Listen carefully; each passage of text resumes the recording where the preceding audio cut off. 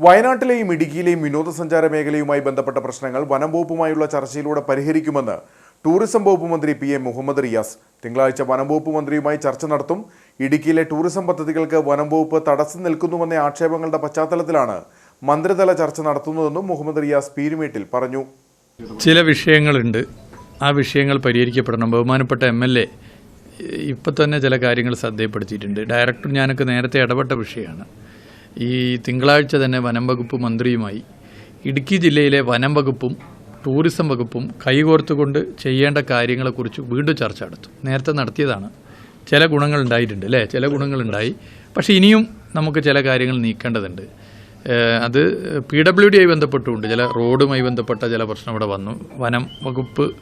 വനം വകുപ്പിൻ്റേതാണെന്നും പറയുന്ന ചില പ്രശ്നങ്ങളുണ്ട്. അപ്പോൾ അത് പരിഹരിക്കണം. ടൂറിസം മേഖലയിൽ നിങ്ങൾ പറഞ്ഞ പ്രശ്നങ്ങളുണ്ട്.